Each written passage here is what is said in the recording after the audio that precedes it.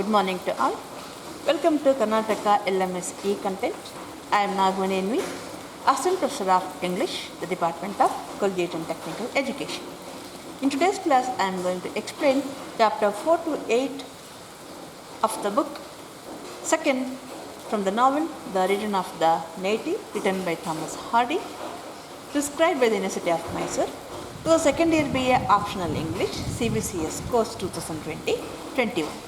The title of the paper is Victorian Fiction. The two stand face to face. Who are these two?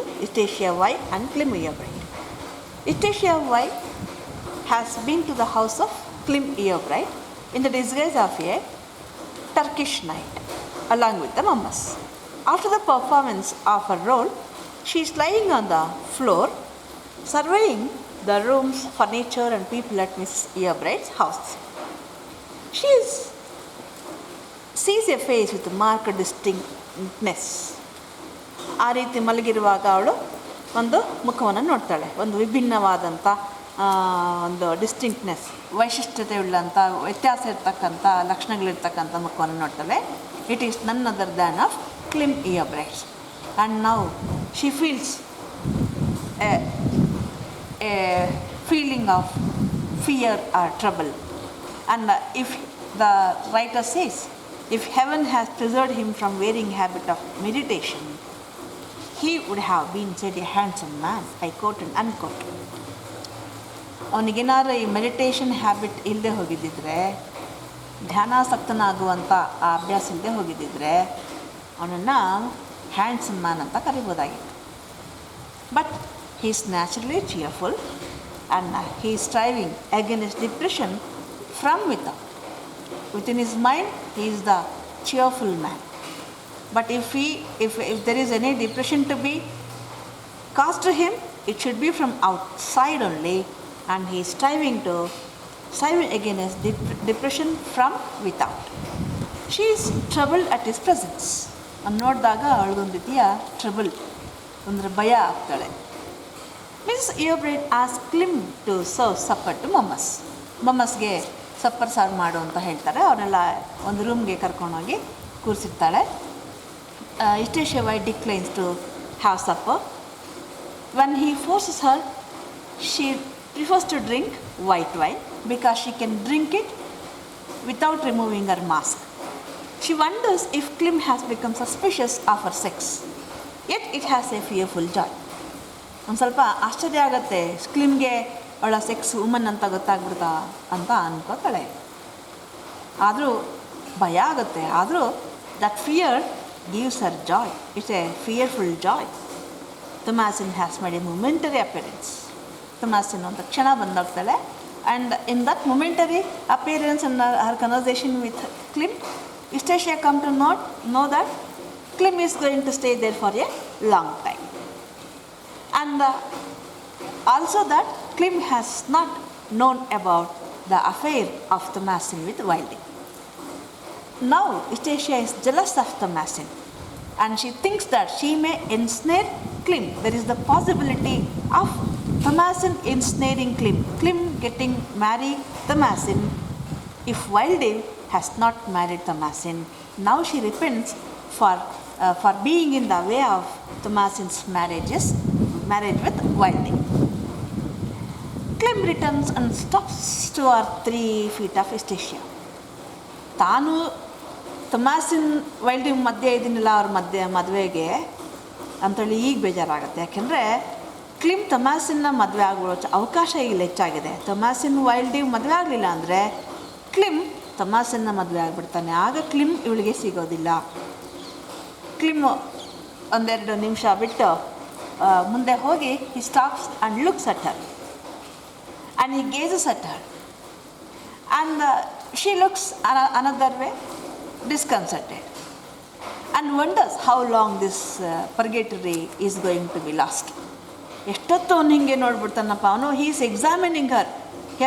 I think a doubt has come to his mind about her sex, and she wonders how long it is going to be. And after lingering a few seconds, he passes on again. And a few seconds just time. ಮುಂದಕ್ಕೆ ಹೋಗ್ಬಿಡ್ತಾನೆ. ನಾವು she is in a state of uneasiness because of the conflicting sensation of love, fear and shame. ಮೂರು ಭಾವನೆಗಳೊಟ್ಟಿಗೆ ಆಗ್ತಿದೆ, ಸಂಘರ್ಷ, ಪ್ರೀತಿ, ಭಯ, ಅವಮಾನ. Her immediate and great feeling is to escape from there. ಇಲ್ಲಿ ನೋಡೋರೆ ಸಾಕು ಅನಿಸ್ಬಿಟ್ಟಿದೆ. But other mamas are in no hurry to leave, and she tells the lad sitting next to her that she will be outside. And she will be outside. She moves to the door and opens it and slips out and closes very carefully. Leaning on the pail, she looks at the moon. Chandran ನೋಡ್ತಾ ನಿಂತಿದ್ದಾಳೆ. And the door once again opened. And she thought that the mamas have come to leave. Mamas ಬಂದು ತಿರುಗಿ ನೋಡ್ತಾಳೆ, but the door reveals Klim Iya bride. He carefully shuts the door as she had done. He asks her if she is a woman. He ಕೇಳ್ತಾನೆ, ನಿನ್ನ ಹೆಂಗಸ ಅಂತ. She says, she agrees that she is a woman. And he is surprised and asks that it's very strange that the girls do not play the role of mamas. And why she did play? She says that to get excitement. ಹುಡುಗಿಯರು ಈ ಥರ ನಾಟಕ ಎಲ್ಲ ಮಾಡಲ್ಲ, ಮಮ್ಮಸ್ ನಾಟಕ ಎಲ್ಲ, ನೀನು ಯಾಕೆ ಈ ಥರ ಬಂದೆ ಅಂತ ಕೇಳಿದಾಗ ಅವಳು ಉತ್ತರ ನೋಡಿ, ಟು ಗೆಟ್ ಎಕ್ಸೈಟ್ಮೆಂಟ್, ಸ್ವಲ್ಪ ಎಕ್ಸೈಟ್ಮೆಂಟ್ಗೋಸ್ಕರ, ಥ್ರಿಲ್ಗೋಸ್ಕರ ಬಂದೆ ಅಂತ. ಎಕ್ಸೈಟ್ ಆಗೋದಂದ್ರೆ ನೆಗೆಟಿವ್ ಸೆನ್ಸಲ್ಲ, ಒಂದು ರೀತಿಯ ಸಂತೋಷ ಕೊಡುವಂಥ ಉದ್ವೇಗ, ಆವೇಗ. And she wanted to shake off her depression. ನಾನು ತುಂಬ ಡಿಪ್ರೆಸ್ ಆಗಿದ್ದೆ, ಆ ಖಿನ್ನತೆಯಿಂದ ಹೊರಗೆ ಬರಲಿಕ್ಕೆ ಅಂತ. ಅವನು ಕೇಳ್ತಾನೆ, what depresses you? She says, life I quote and unquote. ಜೀವನ ಅವಳಿಗೆ ಡಿಪ್ರೆಸ್ ಮಾಡ್ತಿದೆಯಂತ. And it seems very funny to him. He says, that is the cause of depression a good many have to put up with. ಹೌದು, ಜೀವನನೇ depression, ಖಿನ್ನತೆ. ಜೀವನನೇ ನಾವಿಲ್ಲಿ ಬಂದಿರೋದೇ ಇಲ್ಲಿ ದುಃಖದಲ್ಲಿ ಕಳೆಯೋದಕ್ಕೆ ಅನಿಸುತ್ತೆ ಕೆಲವು ಸಾರಿ. ಜೀವನನೇ ದುಃಖದಿಂದ ತುಂಬೋಗಿದೆ. That's the cause of depression to good many and we have to put up with it. ಅಷ್ಟೇ, ಜೀವನದಲ್ಲಿ ಬರೋ ಎಲ್ಲ ಕಷ್ಟ, ನಷ್ಟ, ನೋವು, ಸಂಕಟಗಳಿಗೆ ಜೊತೆ ನಾವು ಹೊಂದ್ಕೋಬೇಕು. And answer if she has found excitement. ನಿಮಗೆ ಎಕ್ಸೈಟ್ಮೆಂಟ್ ಸಿಗ್ತಾ? She says, I quote and unquote at this moment perhaps. ಏನು ಚೆನ್ನಾಗಿ ಹೇಳ್ತಾಳೆ ನೋಡಿ, at this moment perhaps, ಈ ಕ್ಷಣದಲ್ಲಿ ಸಿಕ್ತು. ಎಲ್ಲರೂ ಅಷ್ಟೇ, ಕೆಲವರು ಸಿಗರೇಟ್ ಸೇರ್ತಾರೆ, ಕೆಲವರು ಡ್ರಿಂಕ್ಸ್ ಮಾಡ್ತಾರೆ, ಕೆಲವರು ಹಾಡು ಕೇಳ್ತಾರೆ, ಇಲ್ಲ ಹಾಡ್ತಾರೆ, ಡ್ಯಾನ್ಸ್ ಮಾಡ್ತಾರೆ, ಸಿನಿಮಾ ನೋಡ್ತಾರೆ, ನಾಟಕ ಮಾಡ್ತಾರೆ, ಕೆಲವರು ಪಾರ್ಟಿ ಮಾಡ್ತಾರೆ, ಕೆಲವರು ಪುಸ್ತಕ ಓದ್ತಾರೆ. ಏನಕ್ಕೆ? To come out of this monotony of life and the sorrowfulness of life. ಜೀವನದಲ್ಲಿ ಆಗಿರ್ತಕ್ಕಂಥ ದುಃಖದ, ನೋವಿನ ಘಟನೆಗಳಿಂದ ಹೊರಗೆ ಬರಲಿಕ್ಕೆ, ಬದುಕಿನ ಏಕತಾನತೆಯಿಂದ ಹೊರಗೆ ಬರಲಿಕ್ಕೆ ಒಬ್ಬೊಬ್ಬರು ಒಂದೊಂದು ದಾರಿಯನ್ನು ಕಂಡ್ಕೋತಾರೆ. ಕಾಫಿ ಕುಡಿಯೋದು, ಟೀ ಕುಡಿಯೋದು, ಅಥವಾ ಫ್ರೆಂಡ್ಸ್ ಜೊತೆ ಮಾತಾಡೋದು, ಟೂರ್ ಹೋಗೋದು, ನೇಚರ್ ನೋಡೋದು, ಎಂಜಾಯ್ ಮಾಡೋದು, ಫೋಟೋಗ್ರಫಿನ, ಪೇಂಟಿಂಗು, ಈ ಥರ. ಇವಳು ಈ ರೀತಿ ದಾರಿ ಕಂಡುಕೊಂಡಿದ್ದಾಳೆ ಈ ಕ್ಷಣಕ್ಕೆ ಅಂತ ಹೇಳ್ತಾಳೆ. He invites her in to the house. ಮನೆಯೊಳಗೆ ಬಾ, ಇಷ್ಟೊತ್ತಾರೆ ಕೂತ್ಕೊ ಅಂತ ಹೇಳ್ತಾನೆ. But she refuses. And she says that it's a strange meeting of them, and he wishes good night and gets into home. When she returns home, her grandfather is already asleep. And on the way she remembers that is the day of her appointment with Wilding. She waits for him for a while, but he doesn't turn up. She thinks that he might have come and gone, and she moves towards her home. At home, she thinks that Thomasin may win her cousin again. Win her cousin. There is a possibility of Thomasin winning her cousin, and now she becomes depressed. Chapter 7, The Coalition of Beauty and Oddness. And Captain's indifference to his granddaughter's movements has left her free as a bird to follow her own courses. Our Tata, he was indifferent to her movements. ಅವಳು ಯಾವುದೇ ರೀತಿಯ ಚಟುವಟಿಕೆಗಳಿಗೆ ತಾತ ಏನೂ objection ಮಾಡ್ತಾ ಇರಲಿಲ್ಲ, ನೋಡ್ದಾರಾಗಿರ್ತಿದ್ರು. ಆದ್ದರಿಂದ Eustacia why could follow her own course free as a bird. ಒಂದು ಹಕ್ಕಿಯಂತೆ ಅವಳು ತನಗನ್ಸಿದ್ದನ್ನು ಅವಳು ತಾನು ಮಾಡ್ತಾಯಿದ್ಳು. But the next morning, Captain asked her why she had walked out so late. ಅಷ್ಟು ಲೇಟಾಗಿ ಯಾಕೆ ಹೋಗಿದ್ದೆ ವಾಕ್ ಅಂತ ಕೇಳ್ತಾರೆ. And he is surprised to hear that she went only in search of events and it's so lonely there. I went in search of events. ಏನಾದ್ರು ನಡೆಯುತ್ತಾ ಘಟನೆಗಳು ಅಂತ ಸುಮ್ಮನೆ ಸುತ್ತಾಡ್ಕೊಂಡು ಬರ್ತೀನಿ ನೋಡೋಕ್ಕೆ ಅಂದರೆ ಆಗು ಹೋಗುಗಳನ್ನು. ಇನ್ನು ಮನೆ ತುಂಬ ಲೋನ್ಲಿ ಅಂತ. He asked her, you are a girl of 21, young woman of 21. Now you go in search of events.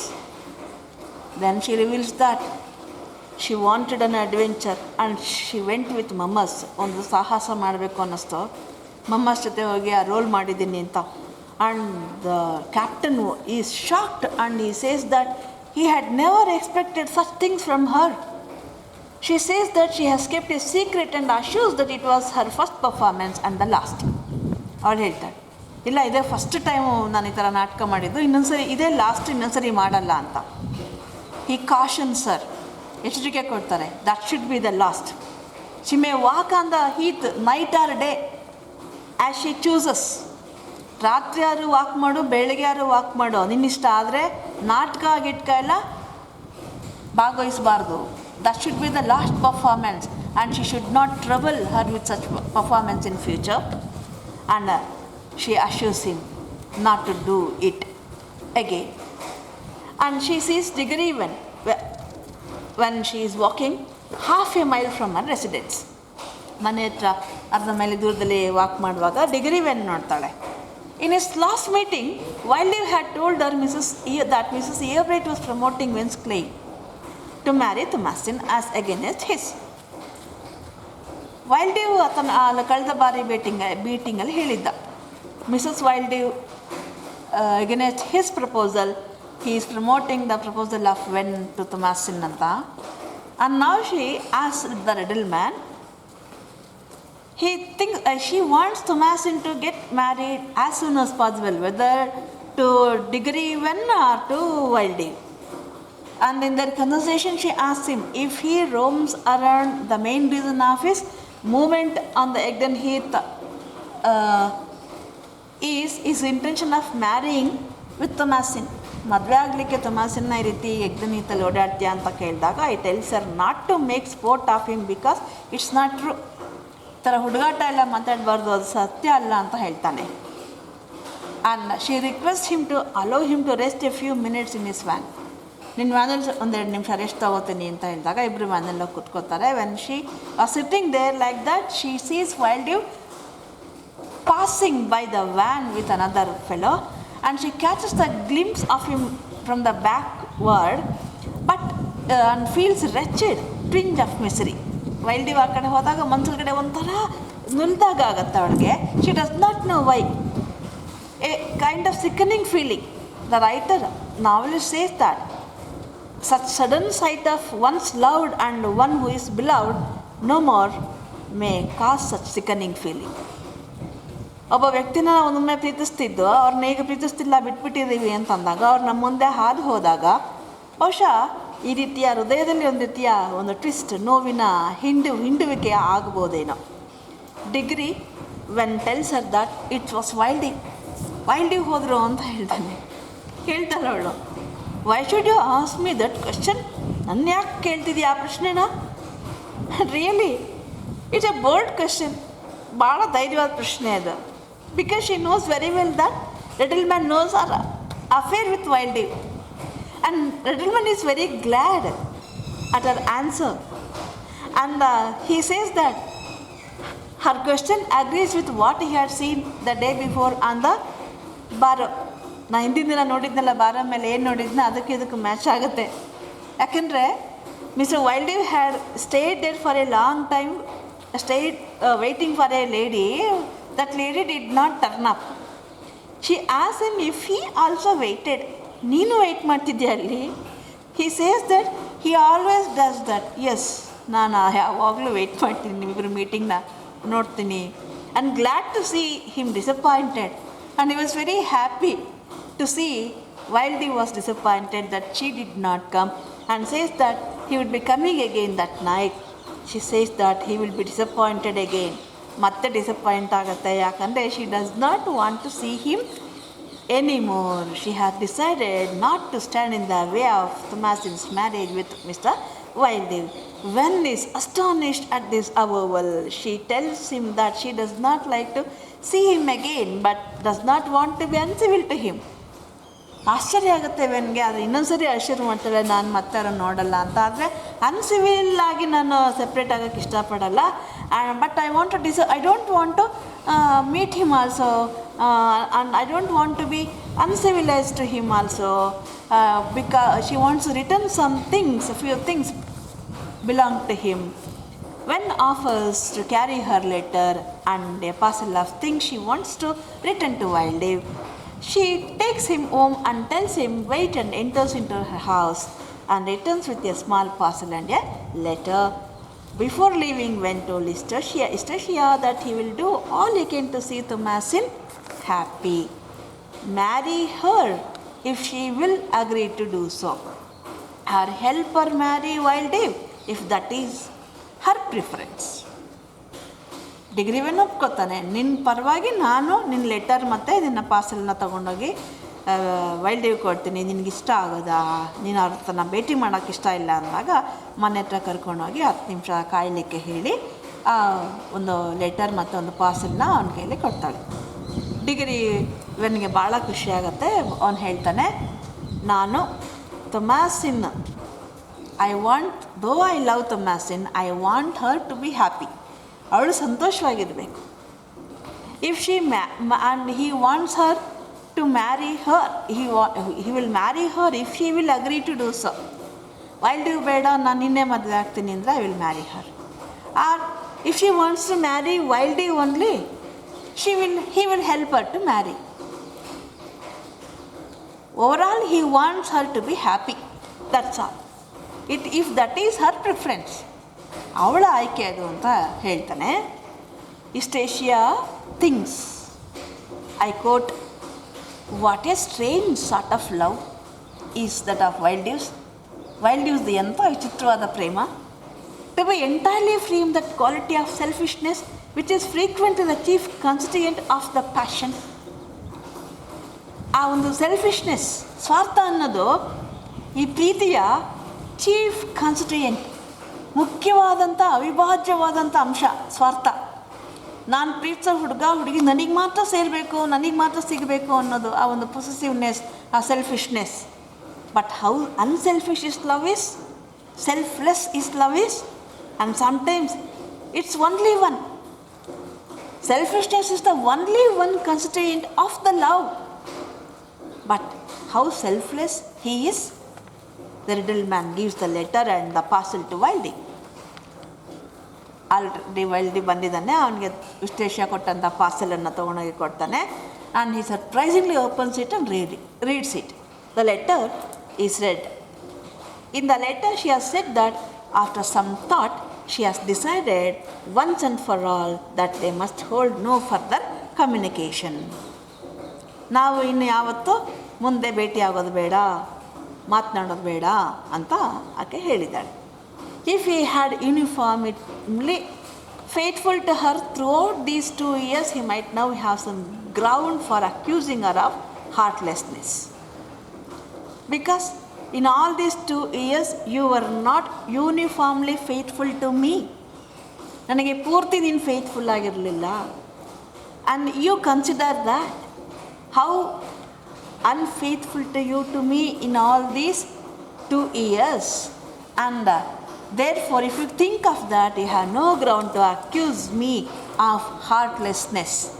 ಎಂಥ ಹೃದಯಹೀನಳೋ ಅಂತ ನೀನು ನನಗೆ ಬಯ್ಯೋ ಹಾಗೆ ಇಲ್ಲ. ನೀನು 2 ವರ್ಷದಿಂದ ನನ್ನ ಬಗ್ಗೆ ಬಳಿ ನಡೆದುಕೊಂಡ ರೀತಿನ ನೀನು ನೆನೆಸ್ಕೊಂಡ್ರೆ. But if he calmly considers how she bore during the period of his desertion, ಅವಳನ್ನು 2 ವರ್ಷ ಬಿಟ್ಬಿಟ್ಟು ಹೊಟ್ಟೋಗ್ಬಿಟ್ನಲ್ಲ ತೊಮ್ಯಾಸಿನ್ ಲವ್ ಮಾಡೋಕ್ಕೆ, ಅದನ್ನು you consider, how calmly consider it. ಕೂಲಾಗಿ, ಕಾಮಾಗಿ, ಶಾಂತವಾಗಿ ಕೂತ್ಕೊಂಡು ಯೋಚನೆ ಮಾಡು, ನಾನು ಹೇಗೆ ಅದನ್ನು ಸಹಿಸ್ಕೊಂಡೆ. And how passively she put up with his courtship with another without once interfering in your courtship with another lady. ನೀನು ಬೇರೆ ಹುಡುಗಿನ ಲವ್ ಮಾಡುವಾಗ ನಾನು ಒಂದೇ ಒಂದು ಬಾರಿ ಕೂಡ ಇಂಟರ್ಫಿಯರ್ ಆಗಿಲ್ಲ, ನಾನು ಎಷ್ಟು ಪ್ಯಾಸಿವ್ ಆಗಿ ನನಗೂ ಅದಕ್ಕೂ ಸಂಬಂಧ ಇಲ್ಲ ಅನ್ನೋ ಹಾಗೆ ನಾನು ನಿರ್ಲಿಪ್ತವಾಗಿದ್ಬಿಟ್ಟೆ. he will know that she has a right to consult her own feelings when he came back to her again. So, ಆಗ if you consider it calmly, you will know she has a right to consult her own feelings when he has come back to her again. ಈಗ ನೀನು ಮತ್ತೆ ಬಂದಾಗ ನನ್ನ ಹತ್ರಕ್ಕೆ, I have every right to consider my feelings. ನಾನು ನನ್ನ ಭಾವನೆಗಳೇನು ಅನ್ನೋದನ್ನು ನಿನ್ನ ಬಗೆಗೆ ನೀನು ಮತ್ತೆ ವಾಪಸ್ ಬಂದಾಗ ನೀನು ಒಪ್ಕೋಬೇಕೋ ಬೇಡ ಅನ್ನೋದ್ರ ಬಗ್ಗೆ ನನ್ನ ಭಾವನೆಗೆ ತಕ್ಕ ಹಾಗೆ, ಮನೋಭಾವಕ್ಕೆ ಇಷ್ಟಕ್ಕೆ ತಕ್ಕ ಹಾಗೆ ನಡ್ಕೊಳ್ಳೋದಕ್ಕೆ ನನಗೆ ಹಕ್ಕಿದೆ ಅನ್ನೋದು ನಿನಗೆ ಅರ್ಥ ಆಗುತ್ತೆ. This is not the fault in her. ಈ ಥರ ನಾವು ಸೆಪ್ರೇಟ್ ಆಗೋದಕ್ಕೆ ಫಾಲ್ಟ್ ನಂದಲ್ಲ, it is yours only. But his and he scarcely reproach her if he remembers how he left her for Thomasin. You just remember how you left me for Thomasin. ತೊಮ್ಯಾಸಿನ್ಗೋಸ್ಕರ ನನ್ನನ್ನು ಹೆಂಗೆ ನೀನು ಬಿಟ್ಬಿಟ್ಟಿಟ್ಟೋದೆ ಅದನ್ನು ನೀನು ಜ್ಞಾಪಿಸ್ಕೋ. ಆಗ ನಿನಗೆ you will never reproach me. ನನಗೆ ಯಾವತ್ತೂ ನೀನು ಬೈಯಲ್ಲ, ನಿನ್ಸಲ್ಲ ನನ್ನ ಬಿಟ್ಟಿದ್ದಕ್ಕೆ. ವಾಸ್ ತೊಮ್ಯಾಸಿನ್ ಅಂತ ಸೈನ್ ಹಾಕಿದ್ದಾಳೆ. ವಾಸ್ ಇಲ್ಲ, ಬರೀ ತೊಮ್ಯಾಸಿನ್ ಅಂತ ಸೈನ್ ಹಾಕಿದ್ದಾಳೆ. Wildeve wonders why Venn is acting to carry his own interests, since, as Mrs. Eobright has said, when he is thinking of marrying her himself, when he is surprised. While he feels very bad and sad, but he is surprised why when he is carrying this letter to Estacia, because Mrs. Eobright had offered his proposal to mentioned his proposal to Thomasin. When she is ready to get Thomasin married to when, why he has brought this letter from Estacia to Wildave? It is so ironical an issue to be endured to lose the two women who had been the well-beloved of both. On his part, it's really an ironical issue to be endured. ಒಂದು ರೀತಿ ವ್ಯಂಗ್ಯ ಸಹಿಸ್ಕೋಬೇಕೀಗ ಅವನು. To lose two women who had been the well-beloved of both. ಇಬ್ಬರು ಅದನ್ನು ತುಂಬ ಚೆನ್ನಾಗಿ ಪ್ರೀತಿಸ್ತಾ ಇದ್ರು. Now he is going to lose both of them. ಇಬ್ಬರೂ ಅವನು ಕಳ್ಕೊತಾ ಇದ್ದಾನೆ. This is the irony. He can only decently say ಇಬ್ಬರೂ ಹೇಗೆ ಕಳ್ಕೊತಾನೆ. ಮಿಸಸ್ ಎಬ್ರಿಟ್ ವೆನ್ಗೆ ತಮಾಷೆನ ಮದುವೆ ಮಾಡಲಿಕ್ಕೆ ರೆಡಿ ಇದ್ದಾರೆ. ಇಷ್ಟೇಶವ ಇವನನ್ನು ರೆಫ್ಯೂಸ್ ಮಾಡಿದ್ದಾಳೆ ಈಗ. So he can only decently save himself by Thomasin. So ಈಗ ಅದು ನಿಜಕ್ಕೂ ಅವನು ಮರ್ಯಾದೆ ಉಳಿಸ್ಕೋಬೇಕು ಅಂತಂದರೆ, if he has to be saved by Thomasin only. So he thinks once he becomes her husband, Estatia's repentance will set in for a long and better term. Yes, once I will become her husband. Thomasin ಇವಳಿಗೆ ಬುದ್ಧಿ ಕಲಿಸ್ಬೇಕಾ? Thomasin ನನ್ನ ಮದುವೆ ಆಗಬೇಕು. ಆಗ Estacia begins to repent. ಆವಾಗ ಗೊತ್ತಾಗುತ್ತೆ ಅವಳಿಗೆ ನನ್ನ ಬೆಲೆ ಏನು ಅಂತ. And he is ignorant of the new man at the back of the scene should have supposed to be playing a part. ಏನಿಗೆ ಗೊತ್ತಿಲ್ಲ, behind this decision of Estacia there is a new man ಅಂತ ಅವನಿಗೆ ಗೊತ್ತಿಲ್ಲ. And that she has grown generous in the greediness of the new passion. In the greediness of new passion she has become generous. ಆ ಹೊಸ ಪ್ರೀತಿಯನ್ನು ಪಡೆಯೋದಕ್ಕೋಸ್ಕರ ಅದರ ದುರಾಸೆಯಲ್ಲಿ ಇಲ್ಲಿ ಇವನ ಪ್ರೀತಿಯನ್ನು ಬಿಟ್ಟು ಕೊಡುವ ಧಾರಾಳತೆಯನ್ನು ತೋರಿಸಿದ್ದಾಳೆ. ಅದು ಅವನಿಗೆ ಗೊತ್ತಿಲ್ಲ. He resolves to marry in haste and wring the heart of the proud girl. Always will be proud of yourself ಅಲ್ವಾ? Yes, I will punish you, I will wring your heart with my hasty marriage. ಬೇಗ ಮದುವೆ ಆಗಿ ನಿನ್ನ ಹೃದಯ ಹಿಂಡೋಗ್ಬೇಕು ಹಂಗೆ ಮಾಡ್ತೀನಿ ಅಂದ್ಕೊಂಡ. Diggory Venn returns to his van and ponders over the words of Wildeve ಮಾತನ್ನು ಕೇಳಿ ಡಿಗ್ರಿ ವೆನ್ಗೆ ಸರ್ಪ್ರೈಸ್ ಆಗಿದೆ that Mrs ಎಬ್ರೈಟ್ was ready to get Thomasin married to Wildeve ಅಂತ, ಡಿಗ್ರಿ ವೆನ್ ಅಂತ.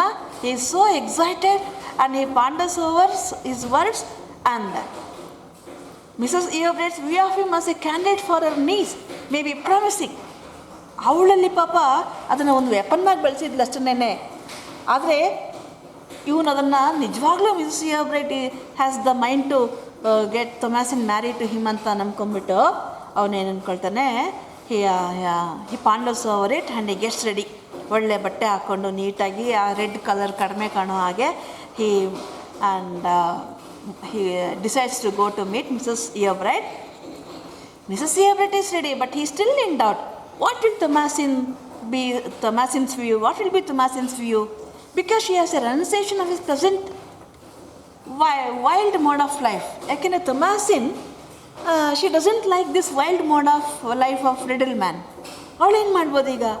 ಏನಾದರೂ ಆಗಲಿ ಒಂದ್ಸರಿ ಭೇಟಿ ಆಗೋಣ ಅಂತ decides to meet Thomasin and explain his plans then itself and sets off to Mrs. Eobret's house. ಮುಂದಿನ ಫ್ಯೂಚರ್ ಪ್ಲ್ಯಾನ್ ಬಗ್ಗೆ ಅವಳಿಗೆ ಎಕ್ಸ್ಪ್ಲೇನ್ ಮಾಡೋಣ ಅಂತ immediately he wears nice clothes and moves towards the house of Mrs Yeobright. When he reaches her house, he finds Wildeve already there and Wildeve informs him that Venn has been slow. Wildeve ಮನೆಯಿಂದ ಆಚೆ ಬರ್ತಿರ್ತಾನೆ, ನೀನು ತುಂಬ ತಡ ಮಾಡಿ ಬಂದೆ, ನಿಧಾನವಾಗಿ ಬಂದೆ when ಅಂಥೇಳಿ he has already claimed and got her. ನಾನು ಅವಳನ್ನು ಕ್ಲೈಮ್ ಮಾಡಿಬಿಟ್ಟನಪ್ಪ ಆ್ಯಂಡ್ ಐ ಗಾಟ್ ಹರ್, ನನಗೆ ಅವಳು ಸಿಕ್ಕಿದ್ಲು ಅಂತ ಹೇಳ್ತಾನೆ. ವೆನ್ ಹಾರ್ಟ್ ಸಿಂಕ್ಸ್, ಹೃದಯ ಸಿಂಕ್ ಹಿಂಡೋಯ್ತು. He meets Mrs Yeobright and talks with her for a while but of no use. Mrs Yeobright ಮತ್ತೆ ಭೇಟಿ ಮಾಡಿ ಮಾತಾಡ್ತಾನೆ, of no use. He returns to his van deeply depressed and pulls off his best clothes. ತುಂಬ ನಿರಾಶೆಯಿಂದ ವ್ಯಾನಿಗೆ ಬರ್ತಾನೆ, ಹಾಕ್ಕೊಂಡಿದ್ದ ಉತ್ತಮವಾದ ಬಟ್ಟೆಯನ್ನು ತೆಗೆದುಹಾಕ್ತಾನೆ and appears as a confirmed reddle man as before. ಮುಂಚಿನ ಹಾಗೆ confirmed reddle man. Now onwards what's his profession and life? A confirmed reddle man. ಇದುವರೆಗೆ ಚೇಂಜ್ ಮಾಡಬೇಕು ಅಂತಿದ್ದ for the sake of Thomasin. ಈಗ life long he is a confirmed reddle man. Chapter 8, firmness is discovered in a gentle heart. After the Christmas party is over, Klim goes on a few days visit to a friend's about 10 miles off. ಒಂದು 10 ದಿನಗಳ ಭೇಟಿಗೋಸ್ಕರ ಆತ ಹೋಗ್ತಾನೆ ಸ್ನೇಹಿತರ ಮನೆಗೆ. Thomasin informs her aunt that Wilding has come to meet her and that they are going to be married. Thomasin ಅವಳ ಆಂಟಿಗೆ ಹೇಳ್ತಾಳೆ, Wilding has come to meet her and that they are going to be married the day after the next. Wilding ಬಂದು next day after the next, ನಾಳಿದ್ದು ಮದುವೆ ಆಗೋಣ ಅಂತ ಹೇಳಿದ್ದಾನೆ, quite privately, ಯಾರಿಗೂ ಗೊತ್ತಾಗೋದು ಬೇಡ. And even Mrs Yeobright should also not come at the church of his parish. Thomasin resolved to go through the marriage before Klim's return from his friend's house is strengthened by the letter he has left for her, in which he has mentioned why she has decided to marry Wilding only. Before leaving the house, Klim has left a letter at home in which he had mentioned his sorrow, grief for Thomasin, for the news of Thomasin's rumor about the news of Thomasin's marriage. And this letter strengthens her decision to get Wilding married immediately. And he did not believe the silly story that people are circulating. Thomasin ಬಗ್ಗೆ ಈ ಥರ ಸಿಲ್ಲಿ story ಹರಡ್ತಿದ್ದಾರೆ ಜನ, ನನ್ನ ನಂಬಿಕೆ ಇಲ್ಲ. He calls that a scandal, humiliating if there was the least chance of its being true. ಅದು ಒಂದೇ ಒಂದು ಸಣ್ಣ ಚಾನ್ಸ್ ಇದ್ರೂ ಕೂಡ ಅದು ನಿಜ ಅನ್ನೋದಕ್ಕೆ really it's a scandal, humiliating scandal ಅಂತ ಹೇಳಿರ್ತಾನವನು. Is vexed and wonders how it could have originated. ಈ ರೀತಿಯ ಕತೆ ಹೇಗೆ ಅಲ್ಲಿ ಹರಡೋದಕ್ಕೆ ಸಾಧ್ಯ? ಐ ಆಮ್ ಟ್ರಬಲ್ಡ್, ನಂಗೆ ತುಂಬ ಬೇಜಾರಾಗಿದೆ ಅಂತಾನೆ. It is true ridiculous that such a girl as Thomasin could modify them as to jilted on the wedding day. ಆ ಥರ ವೆಡ್ಡಿಂಗ್ ಡೇಗೆ ಕರ್ಕೊಂಡೋಗಿ ಅಲ್ಲಿ ಮದುವೆ ಕ್ಯಾನ್ಸಲ್ ಆಗಿ ಅವಮಾನ ಆಗಿ ಮನೆಗೆ ಬರೋದು, ಅದು ಯಾರಿಗೆ? Thomasin ಅಂತ ಹುಡುಗಿಗೆ. It seems really ridiculous. And after reading this letter, Thomasin decides to marry Wilding before the arrival of Klim only, in order to save him from further humiliation. I think you have understood the explanation of this session. If you have any query or question, post it in the comment box. Take care. Bye.